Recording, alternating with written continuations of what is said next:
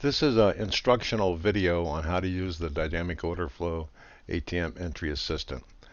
I'm going to go slow with this to make sure everybody understands how to use it properly. I'm going to go through 3 examples and explain the inputs. First example I'm going to be using is with the actionator as a single indicator for firing it. Then I'm going to use a example using the actionator and the Danton. And then I'm going to show you how to set it up with the dimension compass. So with that being said, let's get started. This is what the inputs look like. And it's important you understand what these do or else it won't fire. So the first thing you have to decide is whether you're going to use a Danton stop or not. You would probably not use a Danton stop if you're using your own trailing stop in your ATM that you set up yourself. If you're not using a trailing stop in your ATM, you probably do want to use a Danton stop, and you have to check that, make sure that's checked. The next thing you have to decide is how do you want to get in the market? Do you want to get in on a limit or you want to get in on a market order? If you want to go market, just make sure market's checked, and that's all you have to deal with. If you don't want to do that and you want to go in on a limit order, then you uncheck that, and then this uses the improve entry by. That means it's going in on a limit order. A 0 means that it will be putting a limit order in at the close of the signal bar. So the bar that gives the signal will be bar 0, and at the close of that bar will be the limit order that gets put into the market. If you want to try to improve that entry, if you would like, for example, put a 1 in there, the system will attempt to improve the entry by that number of ticks. If it's a negative number, then the system will place orders at close of signal bar by that number of ticks to give it a degree of freedom. Very, very important. Inputting the name of the indicator is critical because if you don't have the label in there correctly and the label is not in the indicator itself, it won't fire. And you only need to use a unique portion of the name. So it's always, you got to make sure that that the indicator has the indicator name in the label, and then that has to match exactly in the indicator 1 or 2 or 3 or whatever you're using, for example. But it only has to be a unique part of that name, or you can use the whole name if you want. But then you put the name of that indicator in the indicated spot, and you would follow that same procedure for any number of indicators that you may be using, up to 5 indicators. The bars back feature is also very important. If you're only using 1 indicator, it really doesn't matter much. Usually if I'm only using 1, I generally put a 2 in there just for safety, but it really doesn't matter. When using multiple indicators, it's very important to understand the bars back feature. Because what that means is that the indicators that you're using in your setup have to fire within those bars back. The signal bar, the first part of the signal, the first arrow that plots if you're using multiple indicators is bar 0. I'll show you that in the sample. And then the second signal that fires from indicator 2 must fire within the number of bars back feature that you use. The first arrow that from either one of the indicators that you're using is bar 0. So then after then you get to the next one, then you count 0, 1, 2. So let's try that again just to make sure. The signal bar, okay, once the first arrow is considered bar 0. The second arrow either has to occur on the bar 0, bar 1, or bar 2, for example, if that was set to 2. And if it's set to 3, then it could go up to 3 bars. It's very, very important. It's also important to note, or not important, but it's interesting to note, that the indicator does not have to be a dimension trader arrow or triangle. Because it can come from any indicator that supplies an arrow or a triangle, but it must be native to NinjaTrader 8. So many vendors, when they put arrows or triangles up, they don't use the function to plot a native arrow or triangle that's within NinjaTrader. And if they're not native, they won't work.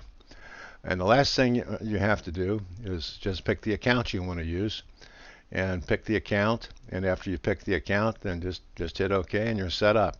All this stuff down here you don't have to deal with. Okay? So what I'm going to do now is I'm going to go into setting up a simple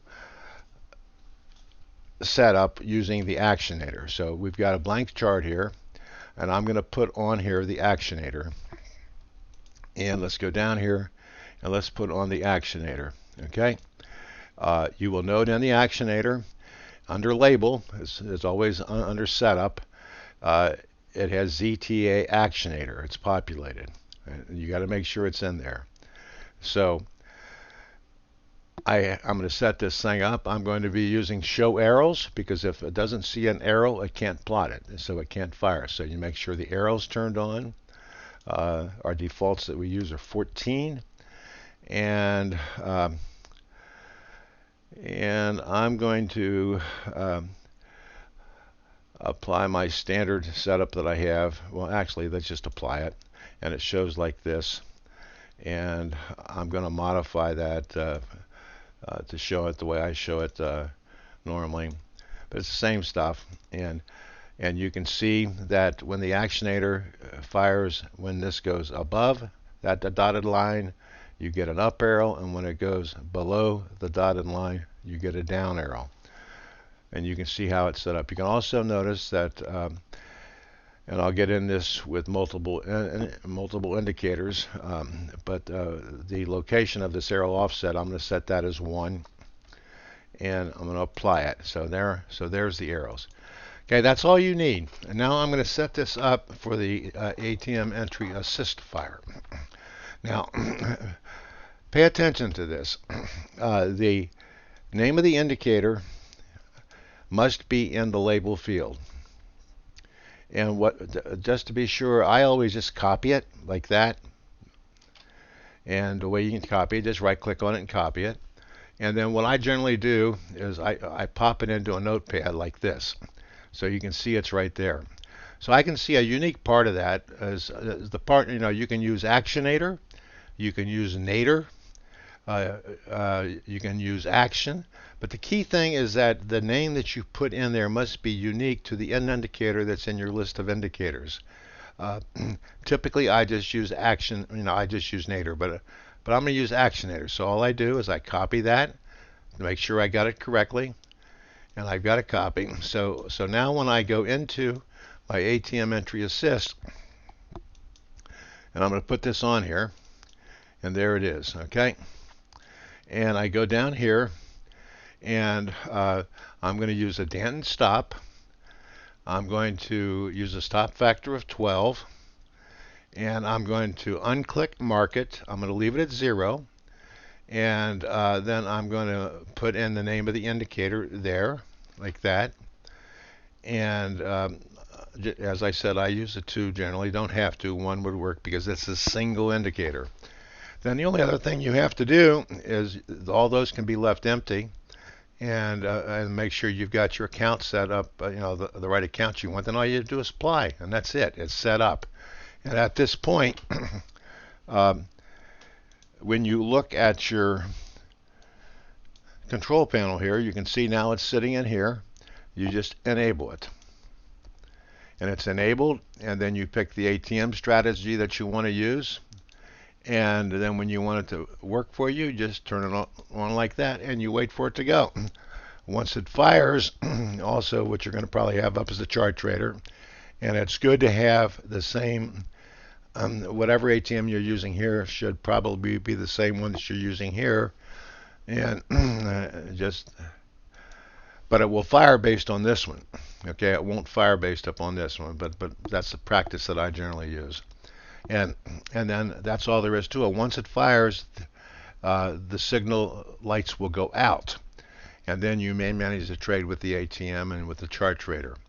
And then to set up a new signal, say you had a signal fire. See, this would have been a short fire here. This would have been a short here. This would have been a long.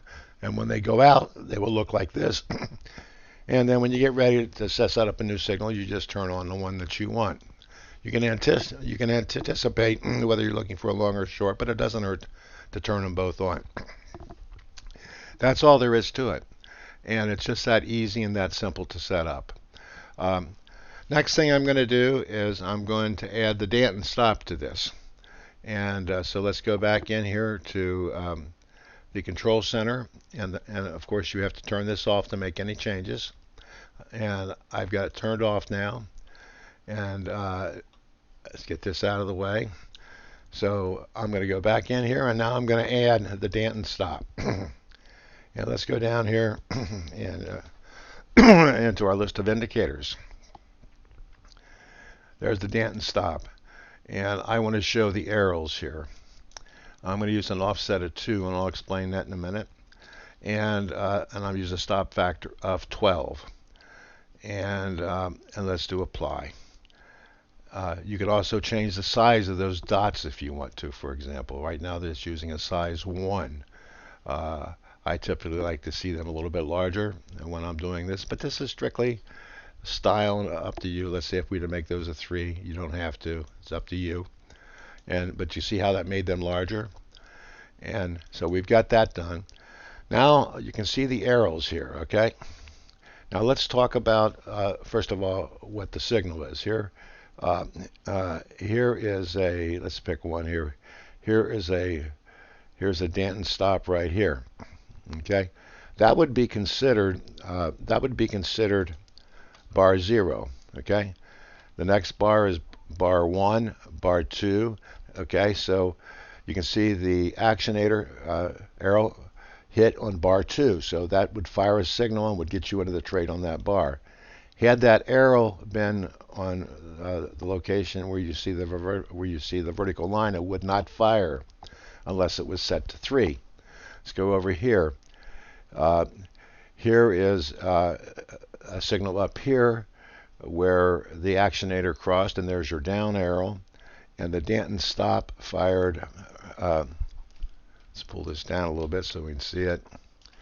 The dant and stop fired right there. So that's bar 0, 1, 2. So that would have fired because it's within 2. So that's important to realize that. So now that you know that, let's move on to how we would add the dant into our setup. Under strategy, now I'm going to add to this Danton. And put in Danton, and I put in bars back of 2. You can use 2 or 3 or whatever you wish. Okay, so I've now added that to it. You also know I have it in location 2, and so I apply that. And what I routinely do, for example, when you look at the indicators, you can see right here, I've got this in position 1, the Danton's in position 2. That's how I decide, and I always move my indicators to the top that have arrows, and I always use the arrow offset by the location that it's in. So example, if Danton was in number 1 position like that, and the actionator was in number 2 position, what I would do is I would change the arrow offset from 1 to 2. You don't have to do that. I do it just so it's easy for me to know what I've got set up. So now what I've got set up right now is I have the Danton, the actionator in place. I've got it set as it was before, and all I have to do is do apply and do OK. And now turn it back on, go back over here, and turn it back on, and it's now back on again, and you know what to do with that.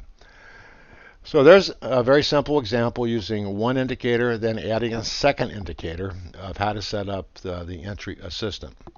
What I'm going to do at this point is I'm going now to get rid of this, and I'm going to show you how you would set it up on the dimension compass. So let's remove this so it's gone. And now what I'm going to do now is I'm going to move to the dimension compass.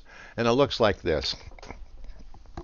Well, on the dimension compass, we know that we're going to be using the trend X velocity. And We know that we're going to be using the discretionator for firing the signal. The BL Ranger does not have, this is one that this alerts you to when you should turn it on or off. There is not, this can plot an arrow, but the arrows, if the arrow's turned on the BL Ranger, it will plot multiple arrows along the way, and you really don't want it to do that. So let's go in now. Let's take a look at the indicators that are on here. You've got trend X velocity, discretionator, Danton, and you can see that you also will notice that I've got the trend X velocity in offset 1 because it's in position 1. Okay, I've got the discretionator in position 2, so I have arrows offset at 2, and I make sure that's plotting arrows. Okay, I'm not plotting any other arrows. As you can see, you could if you want to, but to set up the compass, all you have to do is first of all make sure you've got the name in there. So let's take the trend X velocity, let's copy that, and let's paste it into our notepad just to make sure. And the second one we're using is the discretionator. Probably be easy to misspell the discretionator, but there's an easy trick for that. And so now I'm going to paste that into my notepad, which I've done right there. So there they both are. So I say OK. And remember, the label field is where that name must be. So now I'm going to go here. And the next thing I'm going to do is I'm going to go strategies, and I'm going to put the DOF here, and there it is. You got to click on that. So again, what am I going to do? I'm going to use my Danton stop. I'm going to use a sensitivity of 12. I don't want to go at market. I'm going to leave it at 0 to go in at the limit of the close of the signal bar, and then I'm going to put in let's get these names, and remember, just to get them right, first one using the trend X velocity. Well, trend X would be a unique part, so all I have to do is really type in trend X. Okay, and let's put in 2 or 3. In this case, I'm going to use a 3 just as an example. It doesn't have to be 3, could be 2.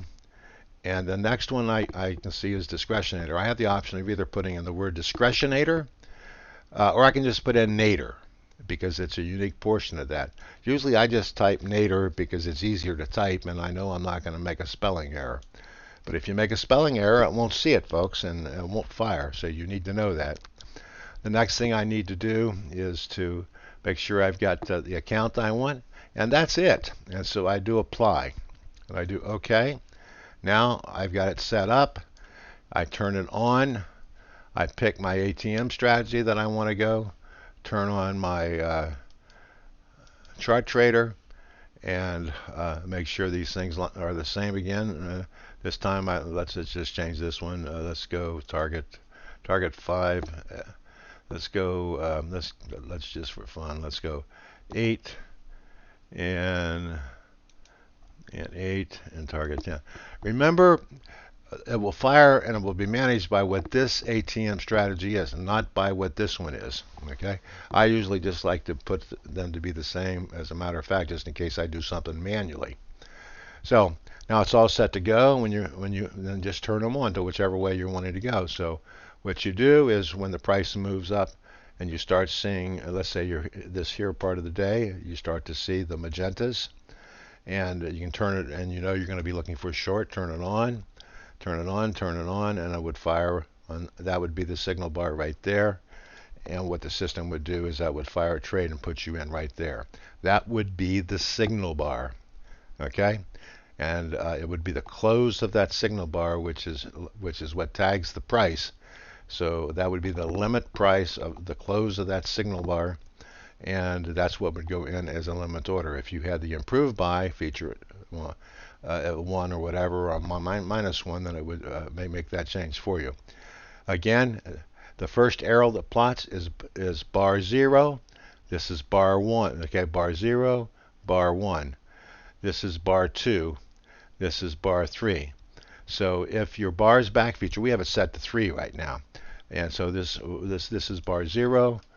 Bar 1, bar 2, bar 3. That means that could have fired as late as that bar right there and still fire.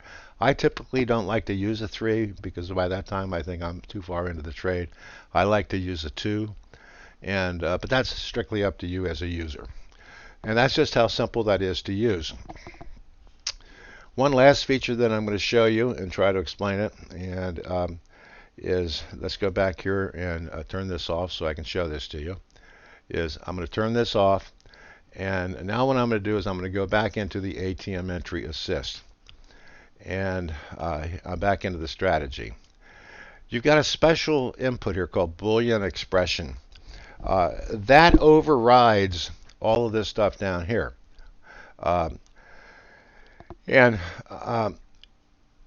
This gives you a great flexibility. Let's say you had 3 or 4 indicators in here.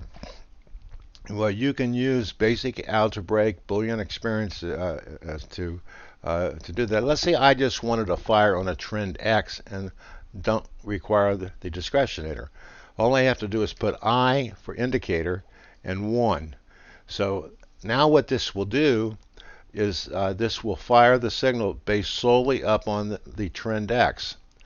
I could put I1 or I2, which means that it would fire on the basis of the discretionator or the trend X. Without that Boolean experience, it requires them both. Let's say I had a third indicator in here, and just for kicks, let's go down here and let's put in here, let's call it test indicator for no other reason. Let's call it test. And let's say I wanted to say I want to fire on I1 or I2 or I3. Or I could go in here and I could say, then you put it in parentheses, remember your algebra, say I1 and I2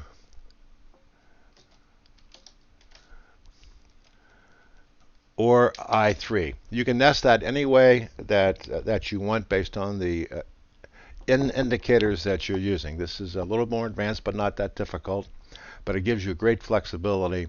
You know, sometimes you might want to use you might have several indicators in there, and you want to use them at different times and nest them different ways. So let's go back and get rid of all that. So now what this will do is it's back to the normal way where it requires trend X and nadir. And the last little trick I'm going to show you, once you have a favorite setup for something, you can go in here and you can click on template and go save. And you can see I have several saved here already that I use when I use various things.